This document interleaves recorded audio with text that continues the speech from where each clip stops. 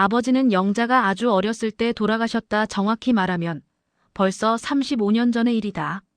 지금 엄마는 80대 초반이고 우리 형제들은 모두 결혼을 했고 나이는 40대 중반에서 50대 중반이 되었다. 아버지는 요즘 말로 하면 가정적인 사람과는 거리가 멀었다.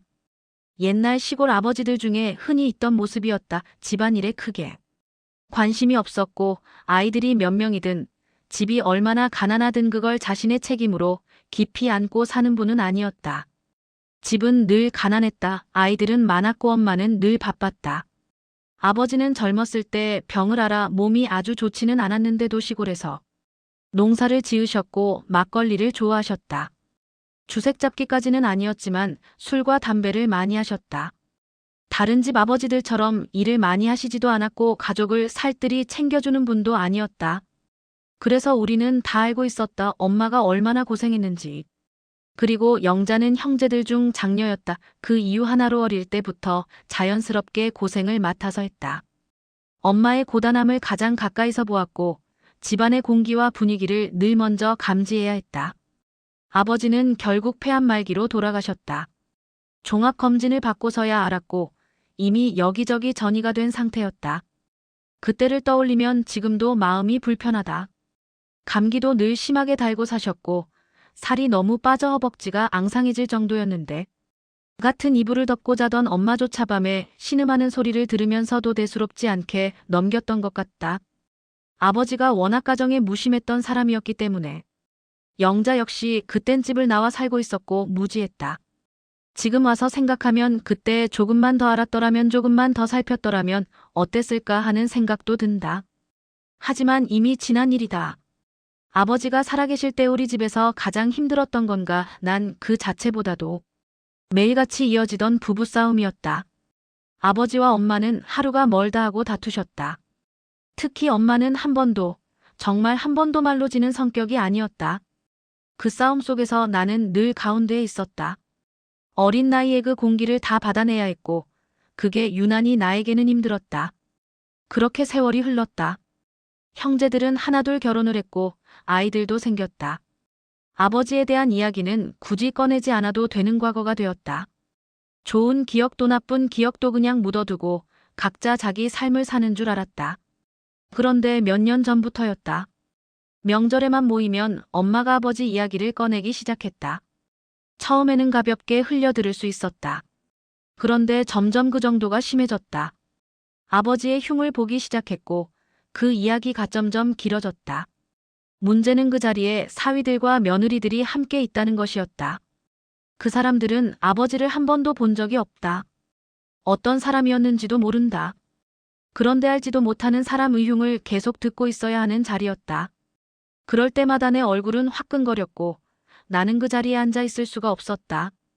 처음에는 엄마 혼자만 그러는 줄 알았다. 명절에 모이면 아버지 이야기가 나오고는 그 끝은 아버지 흉으로 마무리되었다. 그런데 어느 순간부터 동생들까지 그 대화에 합세하기 시작했다.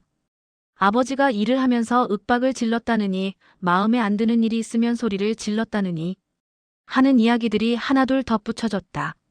나는 그 얘기들을 처음 듣는 것도 아니었고 완전히 부정할 수도 없었다. 하지만 문제는 그 이야기가 사실을 전달하는 수준을 넘어서 점점 살이 붙기 시작했다는 점이었다. 기억이 정확하지 않은 이야기들 어렸을 때라.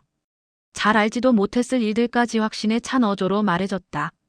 없는 이야기가 만들어지고 있던 이야기는 더 부풀려졌다. 좋은 기억이 아니면 조용히 두어도 될 텐데 그 위에 또한 좋은 감정을 덧붙여 말이 이어졌다. 나는 그 자리가 점점 견디기 힘들어졌다. 그래서 결국 엄마에게 말했다. 그렇게 말하지 말아달라고 불편하다고. 그런데 엄마는 내 말을 듣지 않았다. 오히려 그동안 참아왔다는 듯 한풀이 하듯 말을 쏟아냈다. 나는 참다 이렇게 말했다. 그게 결국 내 얼굴에 침 뱉는 거다. 그런 분이 우리 아버지인데 그럼 우리는 뭐가 되냐.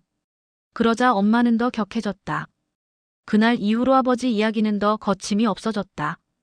그리고 동생들도 점점 비슷해졌다. 영자는 우리 집 이야기를 밖으로 꺼내지 않는 사람이다. 남편에게도 아이에게도 아버지에 대한 이야기를 한 적이 없다.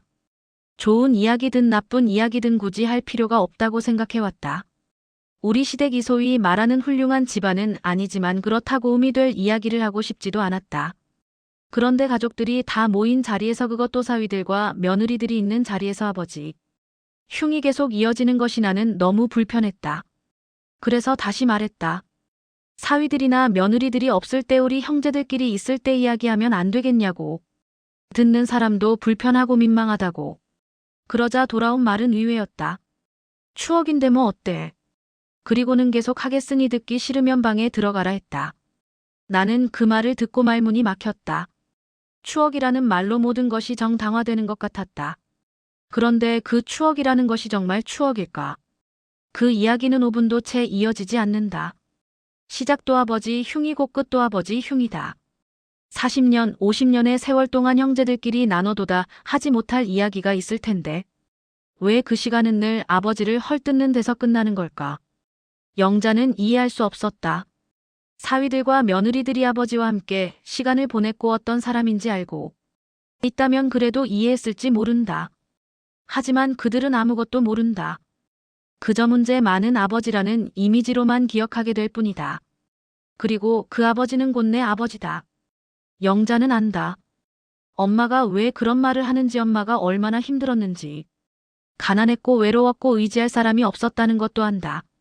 엄마에게는 풀리지 않은 한이 아직 남아있을지도 모른다. 그걸 이제 와서라도 말하고 싶을 수도 있다. 그 마음까지 부정하고 싶지는 않다. 하지만 그 방식이 늘 이런 식이어야 할까? 다 같이 모인 자리에서 아버지를 알지도 못하는 사람들. 앞에서 이미 세상에 없는 사람을 계속 끌어내어 흉을 보는 것이 정말 추억일까? 영자는 그 자리가 점점 괴로워진다. 엄마의 편도 아니고 아버지의 편도 아닌 체그 가운데에 서 있는 느낌이다. 어릴 때도 그랬고 지금도 그렇다. 그래서 영자는 그저 조용히 묻고 싶다. 영자는 예민한 걸까, 내가 잘못된 걸까? 아니면 기억을 대하는 태도가 다를 뿐인 걸까? 아버지는 완벽한 사람이 아니었다. 하지만 그가 우리 아버지였다는 사실만큼은 변하지 않는다. 그리고 영자는 그 사실을 사람들 앞에서 조각내고 싶지 않을 뿐이다. 이 마음이 이기적인 건지 아니면 너무 늦게까지 아이로 남아있는 건지 아직도 잘 모르겠다. 다만 그 자리에 앉아 있을 때마다 얼굴이 화끈거리고 마음이 무너진다는 사실만은 분명하다. 그래서 오늘도 영자는 조용히 생각한다. 가족이라는 이름 아래 모두가 같은 기억을 같은 방식으로 꺼내야 하는 건 아닐지도 모른다고. 영자는 요즘 도명절이 가까워지면 조금 긴장한다. 가족들이 모였을 때 아버지 이야기가 나올까 봐 마음이 무겁다. 사실 나는 엄마가 왜 그렇게 하는지 알고 있다. 엄마는 평생을 고생하며 가난과 외로움 속에서 홀로 버텨왔다. 그 속에서 생긴 서운함과 한을 풀고 싶은 마음일 것이다. 하지만 영자는 그 방식이 너무 힘들다. 남편과 아이 사위와 며느리가 있는 자리에서 알지도 못하는 사람의 흉을 계속 들어야 한다는 것. 그게 영자는 견디기 어렵다. 영자는 이렇게 생각한다. 추억을 말하는 것과 상처를 퍼붓는 것은 다르다. 엄마는 추억이라고 말하지만 그 추억은 늘 아버지의 흉으로 시작해서 아버지의 흉으로 끝난다. 그리고 영자는 그 추억 속에 내가 자라온 날들과 내 어린 시절의 고단함까지 함께 떠올리게 된다. 그럴 때마다 화끈거리는 얼굴과 떨리는 마음을 가만히 느낀다. 그렇다고 엄마를 원망하지는 않는다. 엄마는 엄마대로 살아온 삶이 있고 그 삶이 지금의 엄마를 만들었기 때문이다. 하지만 영자는 내 마음을 지키고 싶다. 조용히 그 자리를 피하거나 말없이 거리를 두는 것이 내가 할 수 있는 방법이다. 그리고 영자는 자문한다. 내가 잘못된 걸까? 내가 너무 민감한 걸까? 아니다. 기억을 공유한다고 해서 모든 상처까지 공유해야 하는 건 아니다.